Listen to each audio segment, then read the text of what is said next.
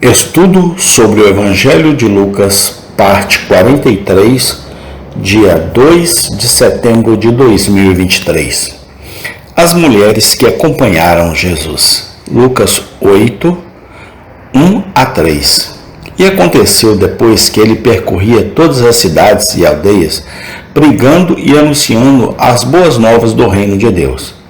E os 12 estavam com ele, e algumas mulheres que haviam sido curadas de espíritos malignos e de enfermidades. Maria, chamada Madalena, da qual saíram 7 demônios, e Joana, mulher do mordomo de Cusá, Herodes, e Susana, e muitos outros que o serviam de seus bens. Lucas 8, 1 a 3. Vamos marcar nestes versículos a diligência incansável de nosso Senhor Jesus Cristo em fazer o bem. Lemos que ele percorria todas as cidades e aldeias, pregando e proclamando as boas novas do reino de Deus. Conhecemos a recepção que ele teve em muitos lugares. Sabemos que, enquanto alguns acreditavam, muitos não acreditavam. Mas a incredulidade do homem não moveu nosso Senhor, nem impediu sua obra. Ele estava sempre fazendo os negócios de seu Pai. Por mais curto que seu ministério terreno tenha durado, foi longo quando consideramos a obra que ele compreendia. Seja a diligência de Cristo um exemplo para todos os cristãos. Sigamos seus passos, por mais que possamos ficar aquém de sua perfeição. Como ele, trabalhemos para fazer o bem em nossos dias e geração, e deixar o mundo um mundo mais santo do que o encontramos. Não é em vão que a Escritura diz expressamente: aquele que permanece nele também deve andar como ele andou. 1 João 2,6.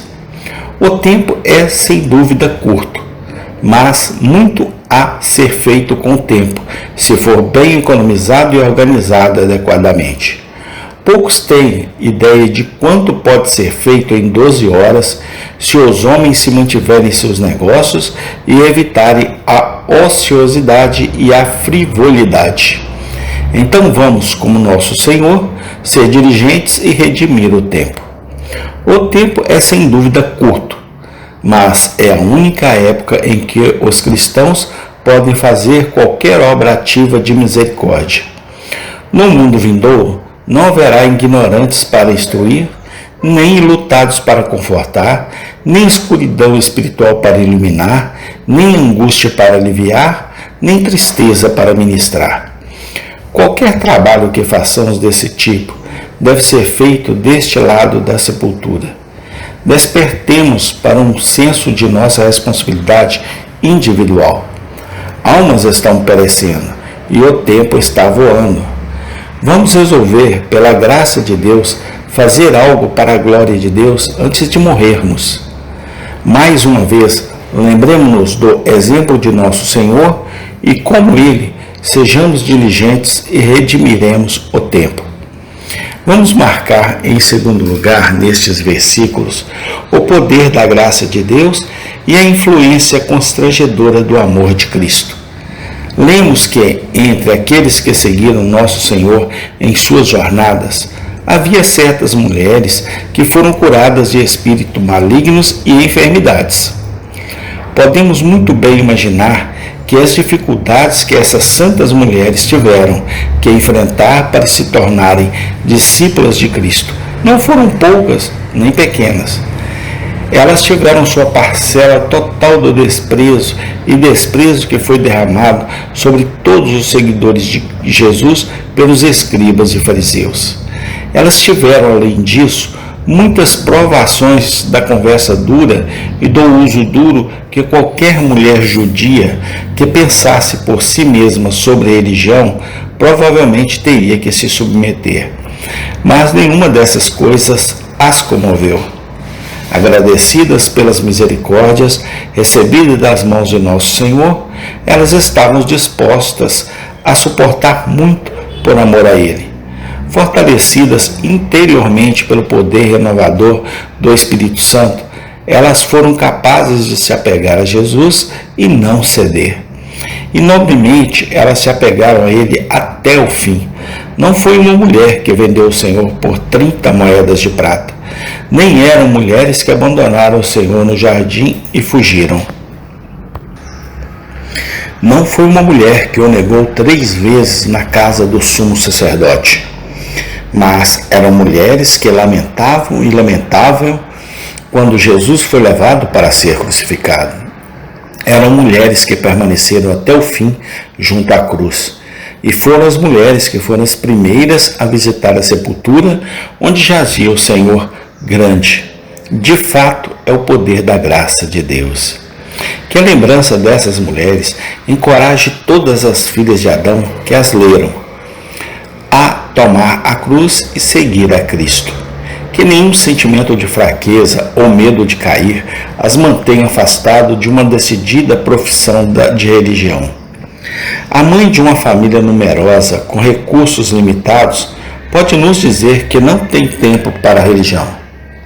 A esposa de um marido ímpio pode nos dizer que ela não ousa assumir a religião.